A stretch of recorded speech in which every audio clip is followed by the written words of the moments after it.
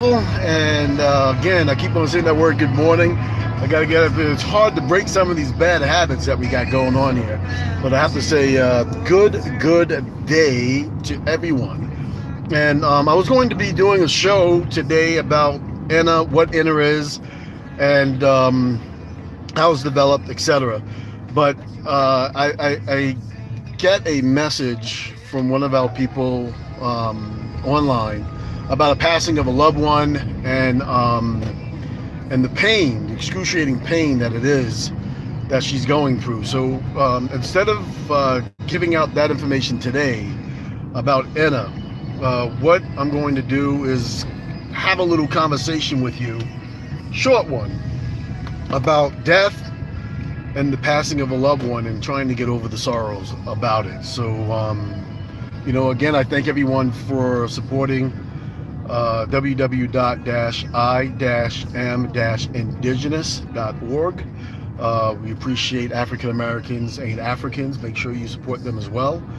And all those other organizations such as Buck Wylam, Kerry Davis, Tomahawk, and a lot of Jasiri, a lot of these other people that are out there, Skyhand, um, Yanash, Chief Yanash, and Chief Betty, a lot of the people that are out there. We thank you all for supporting all of them and allowing us to be able to get up and doing the things that we're going to be doing here in the recent future.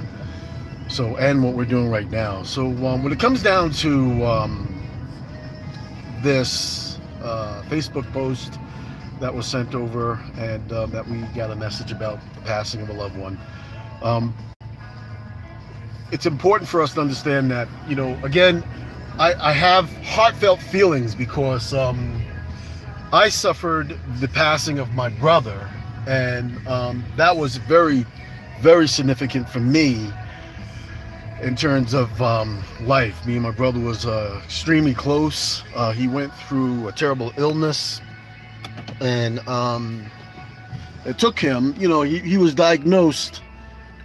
He was diagnosed with skin cancer, and he wasn't supposed to live for another 3 months or something like that. And oh man, did I pray and I prayed and I prayed and I prayed for his healing, and I did all kinds of different things. It's a long suffering, month and a half or whatever. But then he ended up living another 10 years after that, dying at the age of 33, I believe it is.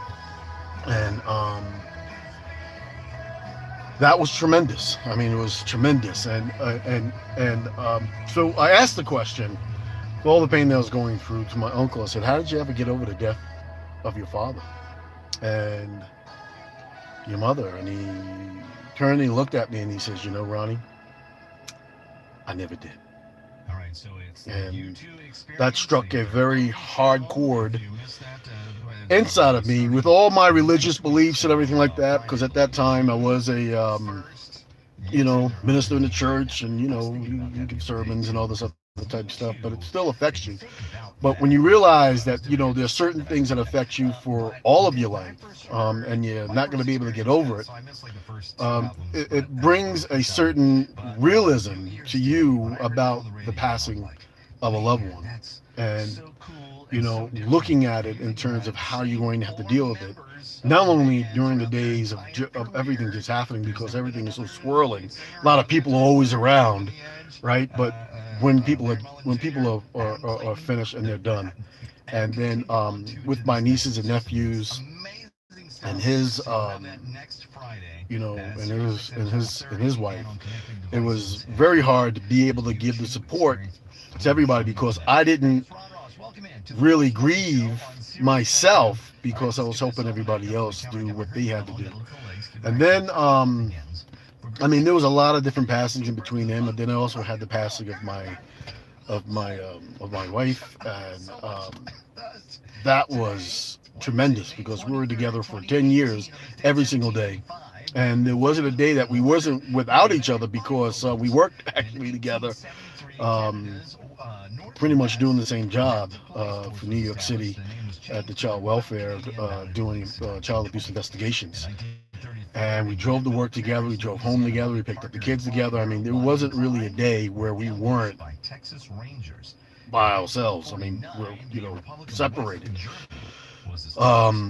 So that passing, that really, I mean, most men, to be honest with you, when they have a passing of a wife, most men never really recover fully mentally.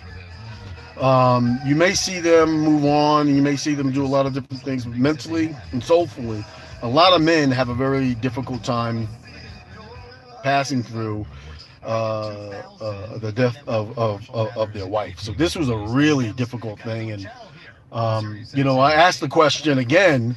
Why does the universe, why does God, why does the universe seem to pick the most beautiful flowers?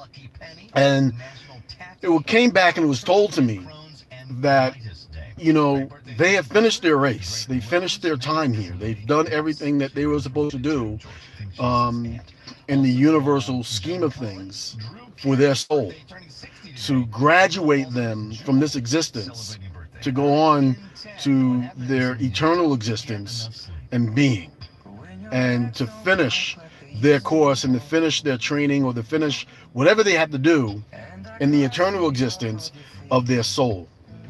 And that made me look at things a lot different as well, because we learn a lot about angels, we learn a lot about death, and everything's about death, death, death, death, death, where it's not really death. um, as an original indigenous being, and as our background from here in North America, I'm just going to put it that way, we always believed in life. It was the Christian religion that came in that brought everything through death, right? But it's the eternal life, the eternal soul that we have deep down inside of us, that is the main existence for us all, which is combined with our spirits, what gives us our existence and our knowledge of awareness. So and again, the grieving process. I'm not going to go through the whole entire grieving process, but you're going to go through a grieving process, and you're going to have to allow yourself to cry. One of the things it does say in the Bible that people don't talk about is that there is a book of tears. And every tear that you shed, every tear that you cry, every tear that anybody cries for a certain person is being collected and calculated, and it will be spoken about and recorded in this book of tears. And that goes along with the book of life, which tells you that there is an order of things in the other existence that we all are going to have to go through. So allow yourself to be able to mourn, allow yourself to be able to grieve, allow yourself to cry, and release it, because this is exactly what your soul needs to do to be able to move forward and have an understanding that the peace inside of you comes through that. So the shock and the devastation and the loss of the physical body, the biological unit, will always be there, because we're always going to miss those phone calls. We're always going to miss that conversation. We're always going to miss those struggles, whether or not if you had a good relationship or a bad relationship.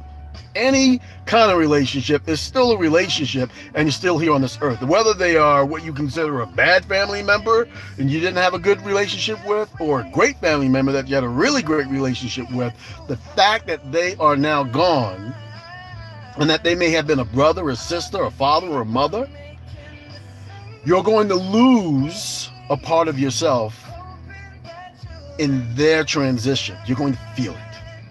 You're going to feel it. And so whatever relationship that you may have with any people that are in your life, good or bad, allow yourself to grieve for it, because it's still a relationship, and it's still something that's meant something to your soul. You feel it. You feel it. And when you lose a spouse, it's difficult. And this is one of the reasons why a lot of males, and females as well, don't actually really recover from it, because what happens is that when you enter into these types of forever relationships, right, in the Christian world, in this universe, in this society, we call it marriage. When you combine yourself with somebody, you're actually combining yourself and you're becoming one. So two become one. And this is soulfully and spiritually. You're combining a lot of energy. Flow is flowing between the two of you. So when you lose that special someone, and I get into this in my book called Soul Ties, when you get into these kinds of relationships, whether it's strings, knots, whether it's a hardcore soul tie, any of these ties that you actually come into, you begin to start having that influx of spiritual, of auroric transitioning of energy between the two. So when one is suddenly taken away, you lose part of yourself. And this is one of the reasons why it drags down so deeply. So, it's a tie that you don't want to get rid of, but it's something that you want to be able to commensummate in your life and to be able to move forward, right? To help you to be able to move forward. So all those people that are going through or is going through a transition of someone who is passing away, or like I did with my brother, or like I did with my grandmother as I watched her lose life slowly over a month. Or if it's something that happens like what happened with my first wife, where all of a sudden you wake up one day, you get a phone call, and your life has changed forever. Remember to take time. To take time. Allow yourself to be able to settle. And to be able to allow the universe to work itself inside of you, and allow yourself to feel. Because that's what we're all about. Being on this plane about feeling. So, for anybody that's out there that has lost a loved one, and again, in our premise in this world, I mean, there's a lot of people losing people every single day, and you never know, because tomorrow's not promised to anyone. Appreciate every day as though it's your last. And as my past wife, she used to say that anytime somebody passes away, when you go to a funeral, it's time for your own self-reflection, to look at your own life, how you're living. What are you leaving on the table that you didn't have to if you passed away at this very moment? What goals, what dreams, and what desires that you could have accomplished in your life that you left on that table? These are the things that when somebody passes away, you need to really take a look inside yourself and begin to start saying, not only can I do better, but I'm going to work harder to improve my soul so that I am ready for the transition. Have no regrets. Always keep love in your heart. Be at peace with yourself and everyone that is around you. And in this, will help you to be able to overcome what some people call sorrow, but to look at the passing of life as a graduation. And you can have happiness inside of your heart that they have achieved the transition that we all have to go through, and they made it. They made it to where they need to be at this point in time in history. May the universe bless us all. May the ancestors look upon you with great divinity. And may everything about you be great and positive. And remember, believe for you, anything is possible. Much love and much peace. Take care. This is Ronnie McLean for Dark Matter Radio. A new thunder for I.N.N.A. And your soul is the most important thing that you have. Grab the Great Spirit and fill it with the energy of life for eternity. Have a great day. I'll talk to you guys soon.